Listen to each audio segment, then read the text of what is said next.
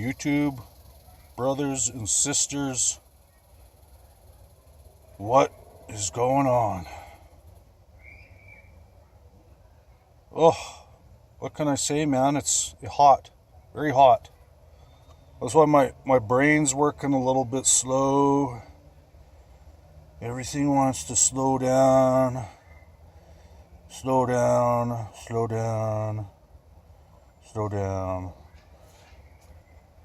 So we're going to talk about the heat today, the mentality in the heat. Woo! Well, let's think of it as a benefit. Let's think of it as a benefit. Have you ever sat in the sauna? Sat in the steam room?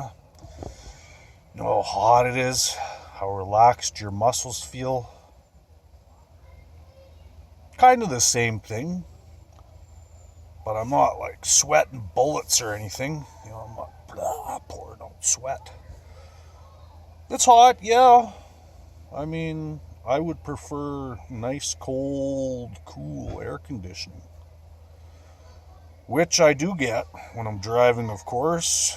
And what a blessing that is if you think about the cars back in the day, back in the 80s, or I guess more back in the 70s when cars didn't even have air conditioning. I don't think they did. I think if you really wanted, you could get a fan that you stuck on your dashboard. So yeah, that's always a savior. I mean, if you're at one park and you're sitting there and it's just so unbearably hot, you know, it doesn't hurt, I guess, to go for a half-hour drive to another park and get that air conditioning. So it's like 30 degrees, and I'm talking when you got like day after day after day after day, and 2 weeks of hot weather straight without a break. You got a few options. And tanning. A lot of people will say, oh, tanning gives you cancer, or the sun gives you cancer. No. God did not make a sun that gives you cancer. I truly believe that if you're getting skin cancer from the sun, you know, a patch on your skin and it's cancerous, you gotta realize it's not from the sun, because people are out in the sun every day. It's not like everybody's getting skin cancer. What they're not telling you is that most likely anyone who gets skin cancer, their body has some sort of toxin in there already, like maybe even cancerous cells in your body from something. You're some way or another in your body, you're not healthy. That's the bottom line. Like, have you ever heard anybody say, let's get to the root of the problem? I mean, is it really the sun itself that's giving the cancer? Or is it that person's immunity, something going on in their body that the sun is triggering that cancer to be released? So that's what I think. And that being said, you can't be in your van all day long in the heat. You have two choices there. You could either sit in your van with the door open, parked in a shady spot, and have a fan going and just chill. You know, you don't want to be moving around doing stuff because you're going to break a sweat.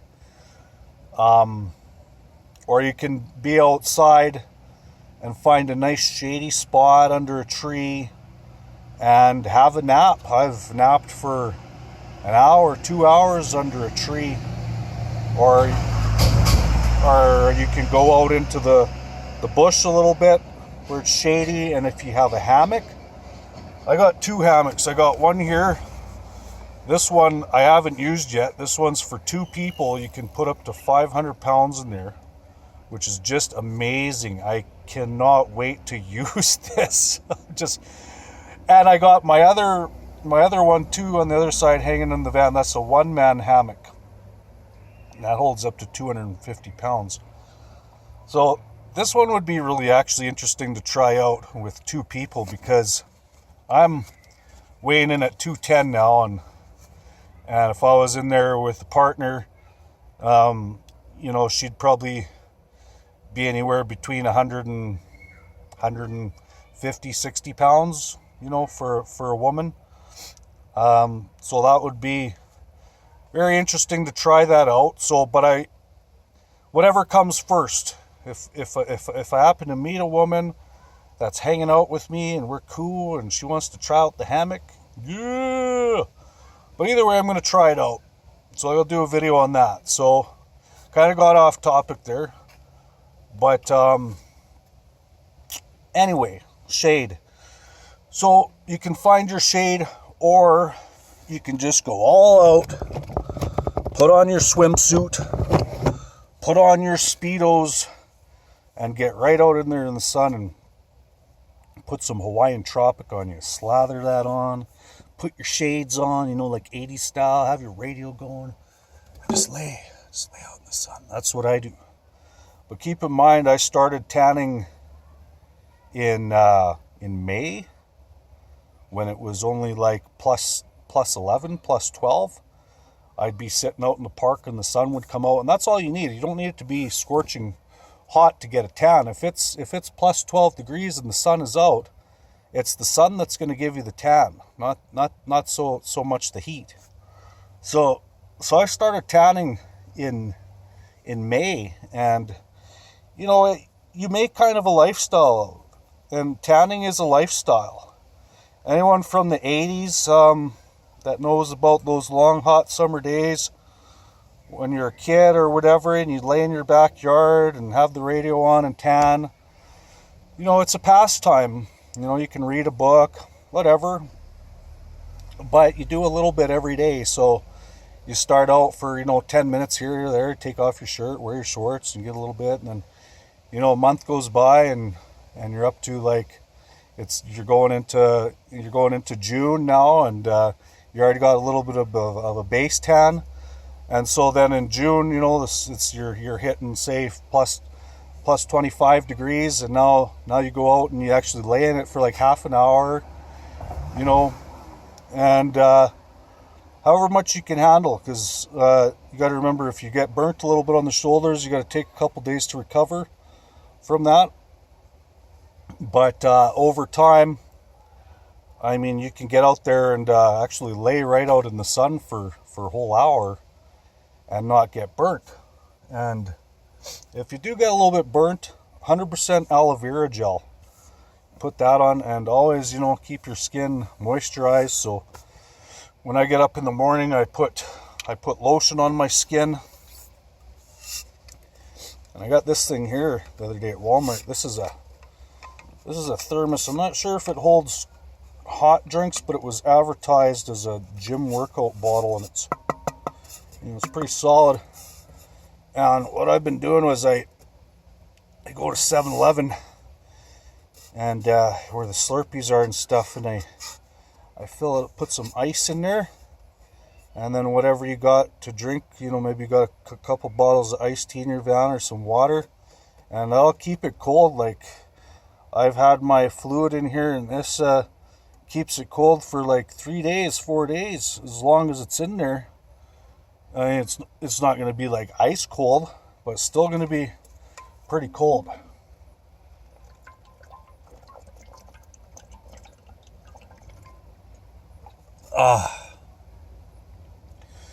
And you want cold, and in the heat, this feels nice to drink something cold. So anyway, another option is, if you have a big shopping mall and you're really, really hot and you don't know what to do and just want to get out of the van, go to a big shopping mall, stroll around, get yourself a booster juice or something. Go to the food court, you know, lounge, get some Wi-Fi. You know, you can stay cool that way, or you can park in the underground parking in the shopping mall where it's underground parking and it's shaded. That's another way to stay cool. And if you find yourself getting dehydrated, you know, Pedialyte. You can get the Pedialyte drinks in the pharmacy area at whatever store you're at. But don't get that. That's just a waste of money. Get the box of Pedialyte powder, and it's got potassium and electrolytes in there and sodium. And you pour that into you, and that'll get you hydrated just as quick as drinking 1 glass of water. Of that will be like drinking like three glasses of water. So, especially with your immunity, with all the freaking weird things going around, staying hydrated is like number one, is key, you know. And always vitamin C, you know. I used to get the chewable vitamin C. Right now I'm using the powder, but you can get the chewable vitamin C. And man, I tell you, you pop those things like candy all day long. Your body, when your immune system's low or you're tired or whatever, stressed out, your body can absorb tons of vitamin C. And whatever you don't use, you're just going to pee out. Vitamin C is cheap. And another immune booster would be the glutamine powder. It's an amino acid, and that's going to keep your immunity high. Because here in Alberta now, in my city, Edmonton, we have mandatory masks that started in at the beginning of August. So I always say, you know, it's not always just about the masks. It's about your health, what you're eating, your immunity, getting sunlight, getting rest, and all that stuff. So just a little bit of tidbit here, and still working on getting peeled. That's going good. I was really flat and watery and felt like I was fat yesterday, like flat, smooth, because I was out in the sun and I was sweating bullets. So because I was sweating so much, my body counterreacted and started retaining water. But then by the time I woke up the next morning, I went to the gym and I did some posing in front of the mirror, and no, I was just retaining water. So my body fat has gone down, and I was cut, I was ripped, I was, you know, the only thing I got to lose now, as far as body fat, is right around the belly button and around the chest here, you know, well, pretty ripped in the shoulders, but around the chest here and the back love handles. So that's always the last to go, and you can tell when the fat is really almost gone because it's not a firm fat that you get when you're putting on weight. When you're putting on weight, that fat is nice and firm. You know, it almost looks good because it fills out the skin and the fat's firm. But when you're losing the fat, you get to that point where the fat feels jiggly, like soft and jiggly, and the skin is kind of loose there. That's when you know that fat's about to just go. And a little trick there is, if you got a little bit of fat on the belly there and you can feel that in the lower belly, you go like this and massage it, and you can feel the little cells in there. You can actually massage it and break up those fat cells and get them to move out quicker. So I'm talking, this is like when you got that last little bit to lose around the lower paunch and the love handles. And just drink tons of water and don't give up. Stick to your diet, because you're going to go through those phases where you're flat and depleted and you feel like you're not getting anywhere. That's just a plateau. You push through that and you're just going to keep getting more ripped. Trust me, it's a mind game sometimes, but whatever your fitness goals are, your weight loss goals are, while you're in the van, don't get discouraged. You're going to have days when your energy is low, or you know, you don't feel so good. You're going to have like this sometimes. But the point is, be consistent and keep going. So yeah, that's what this channel's all about, is health, bodybuilding, and diet and fitness and sports and whatever your hobbies are. I try to tell people you can do all that stuff when you're living in a van. In fact, you can do more of it because you're not tending to a whole bunch of household chores all the time and keeping up your lawn and your yard and your house. So you end up with a lot more time on your hands, and it's okay to have dull, boring moments. It is. That's when you read the book, read the Bible, meditate, have some time of silence, contemplate, have some downtime. It's all right. It's all right. You don't always need to be Mr. Busybody. Just pace yourself. Find a pace that's good for you. Once you get it, just remember it. Always remember what works for you. And if you get off track, just keep going back and remember what works for you. Okay? And just keep going consistently. Consistency. That's about it, my friends. I love you. I hope that was a good inspirational, motivational talk. And, I know I'm just sitting here in the van. It could be a little more exciting, but sometimes food for thought is just as good as physical activity. But more videos to come. And my next video, I'm going to try to show you some posing in the gym, make a video and show you exactly where I'm at as far as my bodybuilding efforts and diet is concerned. So all you new subscribers, thank you for watching. Love you all. Appreciate it. If you like the channel, give me a likes up. Send me a shout out. We're all in this together. I got your back. You got mine. Yeah.